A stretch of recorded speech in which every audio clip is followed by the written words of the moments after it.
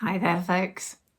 So, as promised, today I am starting a reading of Dr. Jekyll and Mr. Hyde, which I will be releasing in sections in the weeks coming up to Halloween. The Strange Case of Dr. Jekyll and Mr. Hyde by Robert Louis Stevenson. The Story of the Door. Mr. Utterson the lawyer was a man of a rugged countenance that was never lighted by a smile, cold, scanty, and embarrassed in discourse, backward in sentiment, lean, long, dusty, dreary, and yet somehow lovable. At friendly meetings, and when the wine was to his taste, something eminently human beaconed from his eye, something indeed which never found its way into his talk, but which spoke not only in these silent symbols of the after-dinner face, but more often and loudly in the acts of his life. He was austere with himself, drank gin when he was alone to mortify a taste for vintages, and though he enjoyed the theatre, had not crossed the doors of one for 20 years. But he had an approved tolerance for others, sometimes wondering, almost with envy, at the high pressure of spirits involved in their misdeeds, and in any extremity inclined to help rather than to reprove. "I incline to Cain's heresy," he used to say quaintly. "I let my brother go to the devil in his own way." In this character it was frequently his fortune to be the last reputable acquaintance and the last good influence in the lives of down-going men, and to such as these, so long as they came about his chambers, he never marked a shade of change in his demeanour. No doubt the feat was easy for Mr. Utterson, for he was undemonstrative at the best, and even his friendships seemed to be founded in a similar calothicity of good nature. It is the mark of a modest man to accept his friendly circle ready-made from the hands of opportunity, and that was the lawyer's way. His friends were those of his own blood, or those whom he had known the longest. His affections, like ivy, were the growth of time. They implied no aptness in the object. Hence, no doubt, the bond that united him to Mr. Richard Enfield, his distant kinsman, the well-known man about town. It was a nut to crack for many what these two could see in each other, or what subject they could find in common. It was reported by those who encountered them in their Sunday walks that they said nothing, looked singularly dull, and would hail with obvious relief the appearance of a friend. For all that, the two men put the greatest store of these excursions, counted them the chief jewel of each week, and not only set aside occasions of pleasure, but even resisted the calls of business, that they might enjoy them uninterrupted. It chanced upon one of these rambles that their way led them down a by-street in a busy quarter of London. The street was small and what is called quiet, but it drove a thriving trade on the weekdays. The inhabitants were all doing well, it seemed, and all emulously hoping to do better still, and laying out the surplus of their gains in coquetry, so that the shop front stood along that thoroughfare with an air of invitation, like rows of smiling saleswomen. Even on Sunday, when it veiled its more florid charms and lay comparatively empty of passage, the street shone out in contrast to its dingy neighbourhood, like a fire in a forest, and with its freshly painted shutters, well-polished brasses, and general cleanliness and gaiety of note, instantly caught and pleased the eye of the passenger. 2 doors from one corner, on the left hand going east. The line was broken by the entry of a court, and just at that point a certain sinister block of building thrust forward its gable on the street. It was 2 stories high, showed no window, nothing but a door on the lower story, and a blind forehead of discoloured wall on the upper, and bore in every feature the marks of a prolonged and sordid negligence. The door, which was equipped with neither bell nor knocker, was blistered and distained. Tramps slouched into the recess and struck matches on the panels. Children kept shop upon the steps. The schoolboy had tried his knife on the mouldings, and for close on a generation no one had appeared to drive away these random visitors or to repair their ravages. Mr. Enfield and the lawyer were on the other side of the by-street, and when they came abreast of the entry, the former lifted up his cane and pointed. "Did you ever remark that door?" he asked. And when his companion had replied in the affirmative, "It is connected in my mind," added he, "with a very odd story." "Indeed," said Mr. Utterson with a slight change of voice. "And what was that?" "Well, it was this way," returned Mr. Enfield. "I was coming home from some place at the end of the world about 3 o'clock of a black winter morning. My way lay through a part of the town where there was literally nothing to be seen but lamps. Street after street, and all the folks asleep. Street after street, all lighted up as if for a procession, and all as empty as a church, till at last I got into that state of mind where a man listens and begins to long for the sight of a policeman. All at once I saw 2 figures, one a little man who was stumping along eastward at a good walk, and the other a girl, maybe 8 or 10, who was running as hard as she was able down a cross street. Well, sir, the 2 ran into one another naturally enough at the corner, and then came the horrible part of the thing, for the man trampled calmly over the child's body and left her screaming on the ground. It sounds nothing to hear, but it was hellish to see. It wasn't like a man. It was like some damned juggernaut. I gave a view halloa, took to my heels, collared my gentleman, and brought him back to where there was already quite a group about the screaming child. He was perfectly cool and made no resistance, but gave me one look so ugly that it brought out the sweat on me like running. The people who had turned out were the girl's own family, and pretty soon the doctor, for whom she had been sent, put in his appearance. Well, the child was not much the worse, more frightened according to the sawbones, and there you might have supposed would be an end to it. But there was one curious circumstance. I had taken a loathing to my gentleman at first sight, so had the child's family, which was only natural. But the doctor's case was what struck me. He was the usual cut-and-dry apothecary of no particular age and colour, with a strong Edinburgh accent and about as emotional as a bagpipe. Well, sir, he was like the rest of us. Every time he looked at my prisoner, I saw that Sawbones turned sick and white with the desire to kill him. I knew what was in his mind, just as he knew was in mine, and killing being out of the question, we did the next best. We told the man we could and would make such a scandal out of this as should make his name stink from one end of London to the other. If he had any friends or any credit, we undertook that he should lose them.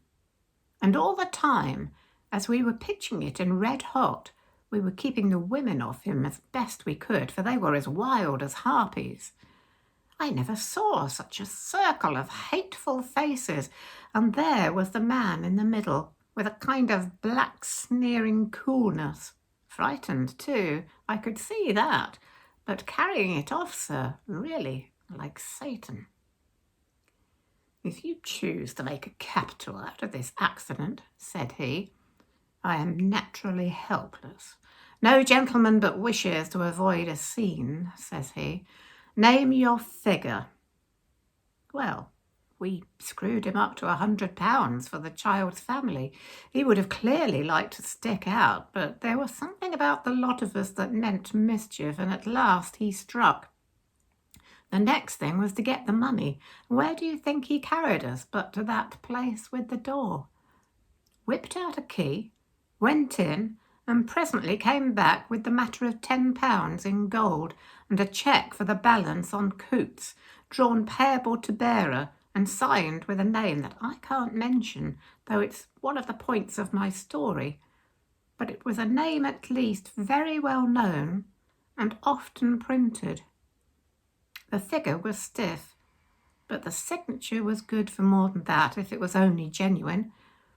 I took the liberty of pointing out to my gentleman that the whole business looked apocryphal, and that a man does not, in real life, walk into a cellar door at 4 in the morning and come out of it with another man's cheque for close upon £100.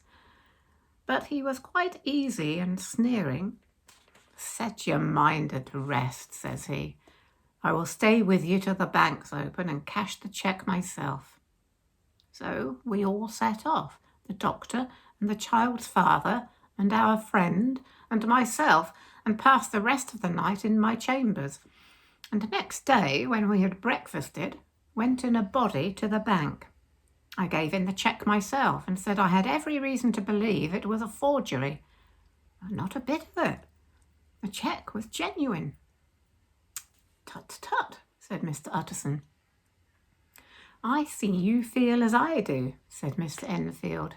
"Yes, it's a bad story, for my man was a fellow that nobody could have to do with, a really damnable man, and the person that drew the cheque is a very pink of the proprieties, celebrated too, and, what makes it worse, one of your fellows who do what they call good. Blackmail, I suppose, an honest man paying through the nose for some of the capers of his youth. Blackmail House is what I call that place with the door, in consequence. Though even that, you know, is far from explaining all," he added, and with the words fell into a vein of musing. From this he was recalled by Mr. Utterson asking rather suddenly, "And you don't know if the drawer of the cheque lives there?" "A likely place, isn't it?" returned Mr. Enfield. "But I happen to have noticed his address. He lives in some square or other." "And you never asked about the place with the door?" said Mr. Utterson. "No, sir. I had a delicacy," was the reply. "I feel very strongly about putting questions. It partakes too much of the style of the Day of Judgment. You start a question, and it's like starting a stone. You sit quietly on the top of a hill, and away the stone goes, starting others, and presently some bland old bird, the last you would have thought of, is knocked on the head in his own back garden, and the family have to change their name. No, sir, I make it a rule of mine, the more it looks like Queer Street, the less I ask." "Very good rule too," said the lawyer. "But I have studied the place for myself," continued Mr. Enfield. "It seems scarcely a house. There is no other door, and nobody goes in or out of that one. But once in a great while, the gentleman of my adventure. There are 3 windows looking on the court on the first floor, none below. The windows are always shut, but they're clean. And then there is a chimney, which is generally smoking, so somebody must live there. And yet it's not so sure, for the buildings are so packed together about that court that it's hard to say where one ends and another begins." The pair walked on again for a while in silence, and then, "Enfield," said Mr. Utterson, "that's a good rule of yours." "Yes, I think it is," returned Enfield. "But for all that," continued the lawyer, "there's one point I want to ask. I want to ask the name of that man who walked over the child." "Well," said Mr. Enfield, "I can't see what harm it would do. It was a man by the name of Hyde." Said Mr. Utterson. What sort of man is he to see? He's not easy to describe. There is something wrong with his appearance, something displeasing, something downright detestable. I never saw a man I so disliked, and yet I scarce know why. He must be deformed somewhere. He gives a strong feeling of deformity, although I couldn't specify the point. He's an extraordinary-looking man, and yet I really can name nothing out of the way. No, sir, I can make no hand of it. I can't describe him, and it's not for want of memory, for I declare I can see him this moment. Mr. Utterson again walked some way in silence, and obviously under a weight of consideration. "You are sure he used a key?" he inquired at last. "My dear sir," began Enfield, surprised out of himself. "Yes, I know," said Utterson. "I know it must seem strange. The fact is, if I do not ask you the name of the other party, it is because I know it already. You see, Richard, your tale has gone home. If you have been inexact in any point, you had better correct it." "I think you might have warned me," returned the other with a touch of sullenness. "But I have been pedantically exact, as you call it. The fellow had a key, and what's more, he has it still.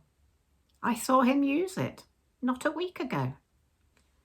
Mr. Utterson sighed deeply, but said never a word, and the young man presently resumed. "Here is another lesson to say nothing," said he. "I am ashamed of my long tongue. Let us make a bargain never to refer to this again." "With all my heart," said the lawyer. "I shake hands on that, Richard."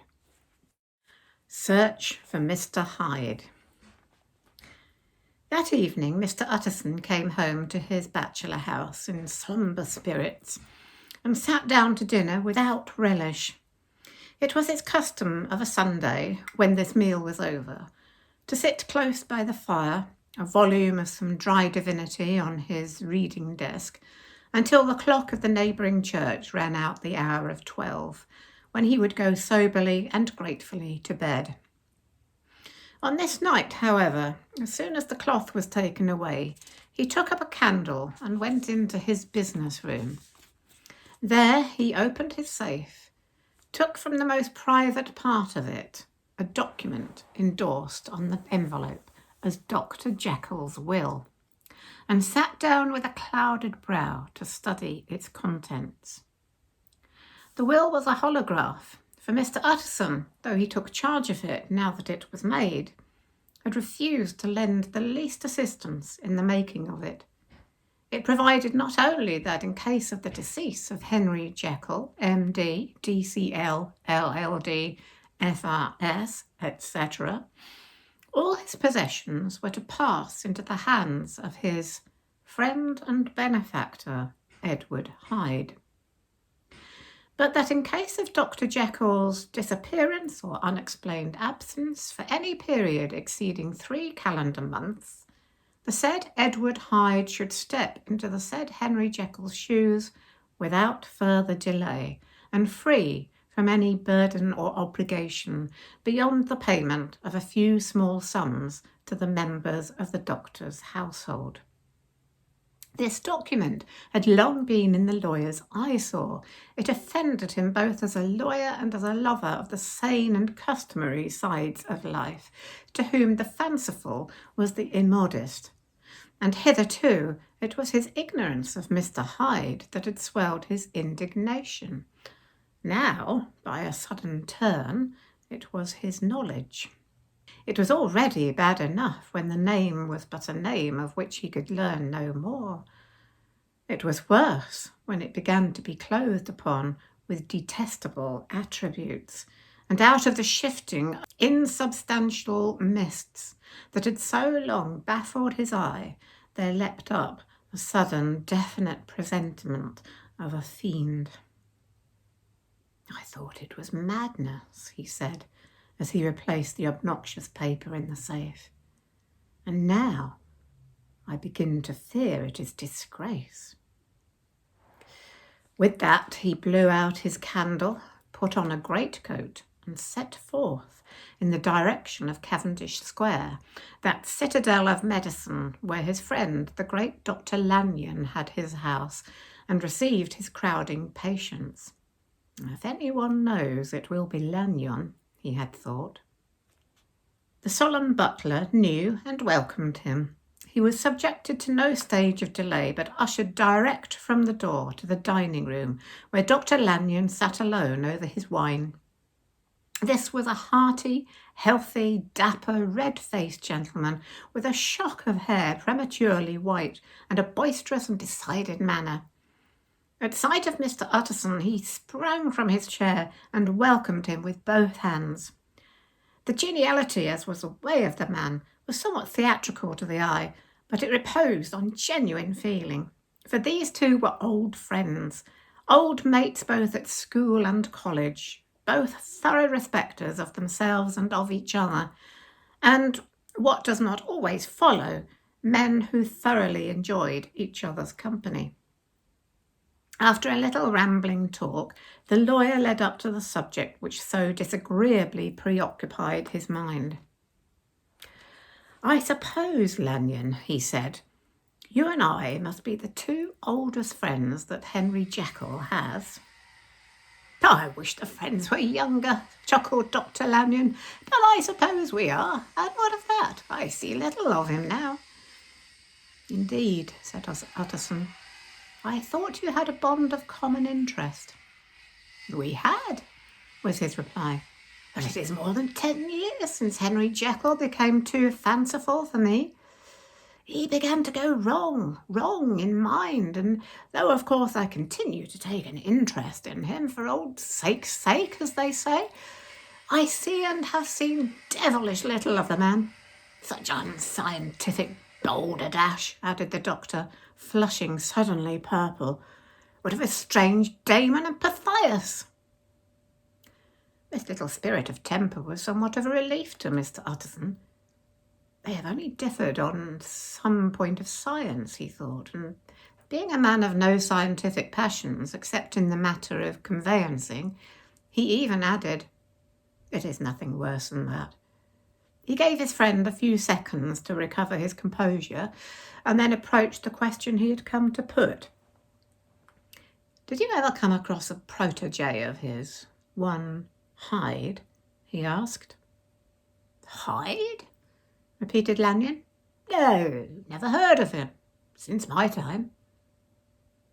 That was the amount of information that the lawyer carried back with him to the great dark bed on which he tossed to and fro until the small hours of the morning began to grow large.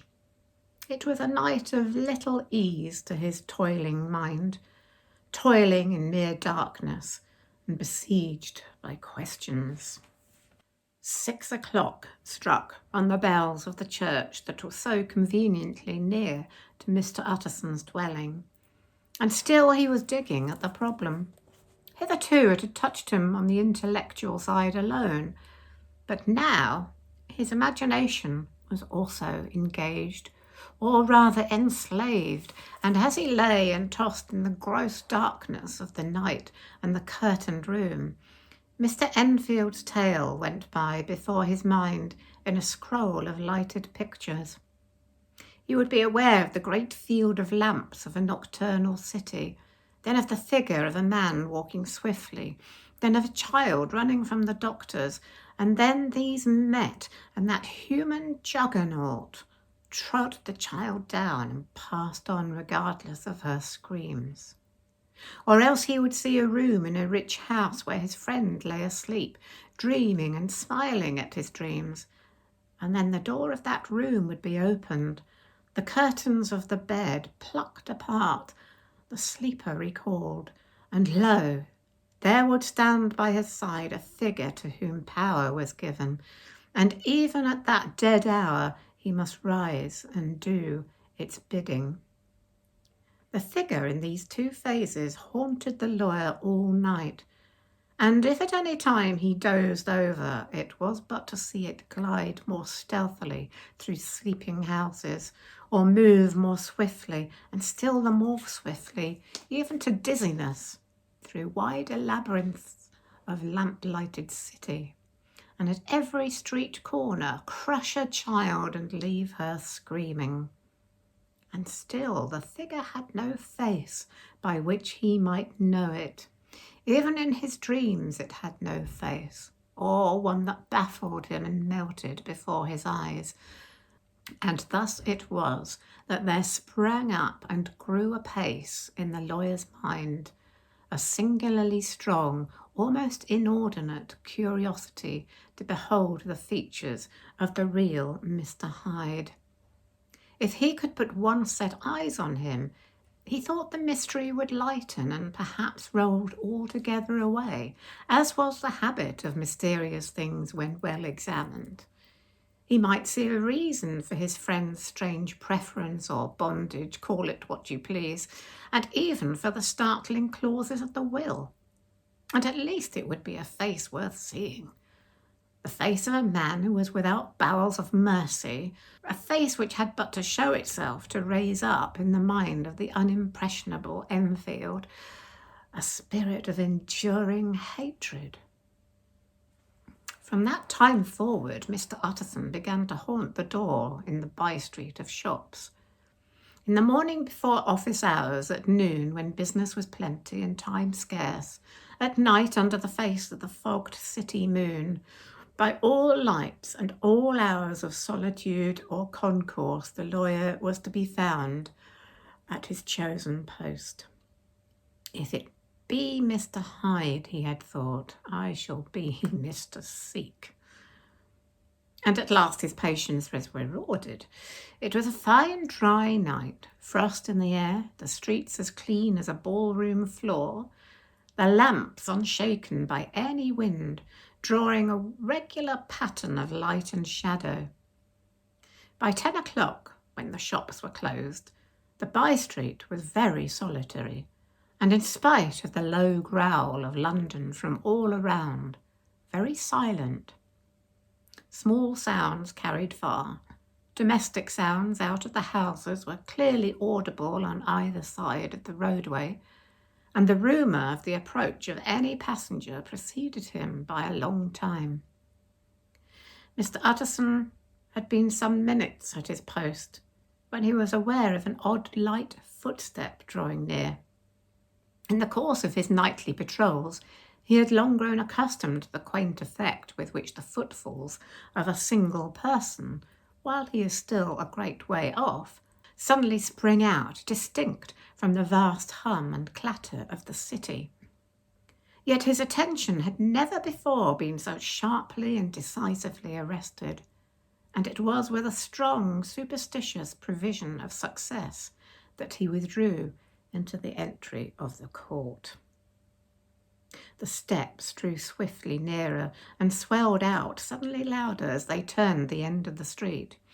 The lawyer, looking forth from the entry, could soon see what the manner of man he had to deal with. He was small and very plainly dressed, and the look of him, even at that distance, went somehow strongly against the watcher's inclination. But he made straight for the door, crossing the roadway to save time, and as he came he drew a key from his pocket like one approaching home. Mr. Utterson stepped out and touched him on the shoulder as he passed. Mr. Hyde, I think. Mr. Hyde shrank back with a hissing intake of breath. But his fear was only momentary, and though he did not look the lawyer in the face, he answered coolly enough, "That is my name. What do you want?" "I see you are going in," returned the lawyer. "I am an old friend of Dr. Jekyll's, Mr. Utterson of Gaunt Street. You must have heard my name, and meeting you so conveniently, I thought you might admit me." "You will not find Dr. Jeckyll. He is from home," replied Mr. Hyde, blowing in the key. And then suddenly, but still without looking up, "How do you know me?" he asked. On your side, said Mr. Utterson, will you do me a favour? With pleasure, replied the other. What shall it be? Will you let me see your face? Asked the lawyer. Mr. Hyde appeared to hesitate, and then, as if upon some sudden reflection, fronted about with an air of defiance, and the pair stared at each other pretty fixedly for a few seconds. Now I shall know you again, said Mr. Utterson. It may be useful. Yes, returned Mr. Hyde. It is as well we have met, and apropos, you should have my address. And he gave a number of a street in Soho. Good God, thought Mr. Utterson, can he too have been thinking of the will? But he kept his feelings to himself and only grunted in acknowledgment of the address. And now, said the other, how did you know me? By description, was the reply. Whose description? We have common friends, said Mr. Utterson. Common friends, echoed Mr. Hyde a little hoarsely. Who are they? Jekyll, for instance, said the lawyer. He never told you, cried Mr. Hyde with a flush of anger. I did not think you would have lied. Come, said Mr. Utterson, that is not fitting language. The other snarled aloud into a savage laugh, and the next moment, with extraordinary quickness, he had unlocked the door and disappeared into the house. The lawyer stood a while when Mr. Hyde had left him, a picture of disquietude. Then he began slowly to mount the street, pausing every step or two and putting his hand to his brow like a man in mental perplexity. The problem he was thus debating as he walked was one of class that is rarely solved. Mr. Hyde was pale and dwarfish. He gave an impression of deformity without any nameable malformation. He had a displeasing smile. He had borne himself to the lawyer with a sort of murderous mixture of timidity and boldness, and he spoke with a husky, whispering, and somewhat broken voice. All these were points against him, but not all of these together could explain the hitherto unknown disgust, loathing, and fear with which Mr. Utterson regarded him. There must be something else, said the perplexed gentleman. There is something more, if I could find a name for it. God bless me, the man seems hardly human. Something troglodytic, shall we say, or can it be the old story of Dr. Fell? Or is it the mere radiance of a foul soul that thus transpires through and transfigures its clay continent? The last, I think, for oh, my poor old Harry Jekyll, if ever I read Satan's signature upon a face, it is on that of your new friend.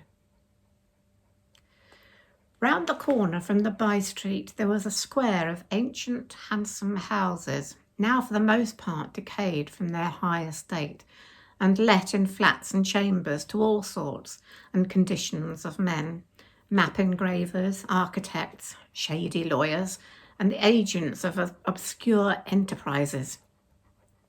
One house, however, second from the corner, was still occupied entire, and at the door of this, which wore a great air of wealth and comfort, though it was now plunged in darkness except for the fanlight, Mr. Utterson stopped and knocked. A well-dressed elderly servant opened the door. Is Dr. Jekyll at home, Poole? Asked the lawyer. I will see you, Mr. Utterson, said Poole, admitting the visitor as he spoke into a large, low-roofed, comfortable hall paved with flags, warmed after the fashion of a country house by a bright open fire and furnished with costly cabinets of oak. Will you wait here by the fire, sir, or shall I give you a light into the dining-room? Here, thank you, said the lawyer, and he drew near and leaned on the tall fender. This hall, in which he was now left alone, was a pet fancy of his friend the doctor's, and Utterson himself was wont to speak of it as the pleasantest room in London. But tonight there was a shudder in his blood. The face of Hyde sat heavily on his memory. He felt, what was rare with him, a nausea and distaste of life, and in the gloom of his spirits he seemed to read a menace in the flickering of the firelight on the polished cabinets and the uneasy starting of the shadow on the roof. He was ashamed of his relief when Poole presently returned to announce that Dr. Jekyll was gone out. "I saw Mr. Hyde go in by the old dissecting room door, Poole," he said. "Is that right when Dr. Jekyll is from home?" "You're quite right, Mr. Utterson, sir," replied the servant. "Mr. Hyde has a key." "Your master seems to repose a great deal of trust in that young man, Poole," resumed the other musingly. "Oh, yes, sir, you do indeed," said Poole. "We have all orders to obey him." "I do not think I ever met Mr. Hyde?" asked Utterson. "Oh, dear, no, sir. He never dines here," replied the butler. "Indeed, we see very little of him on this side of the house. He mostly comes and goes by the laboratory." "Well, good night, Poole." "Good night, Mr. Utterson." And the lawyer set out homeward with a very heavy heart. "Poor Harry Jekyll," he thought. "My mind misgives me he is in deep waters. He was wild when he was young, a long while ago to be sure, but in the law of God there is no statute of limitations.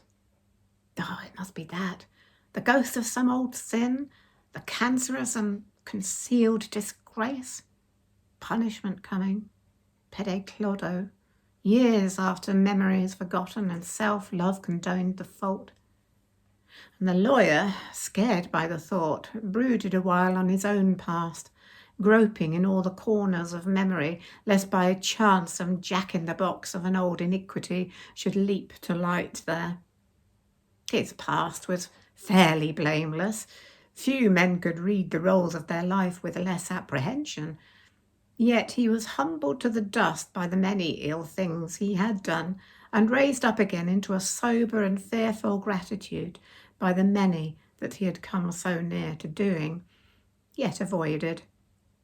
And then by a return on his former subject, he conceived a spark of hope. This Master Hyde, if he were studied, thought he, must have secrets of his own. Black secrets by the look of him. Secrets compared to which poor Jekyll's worst would be like sunshine. Things cannot continue as they are.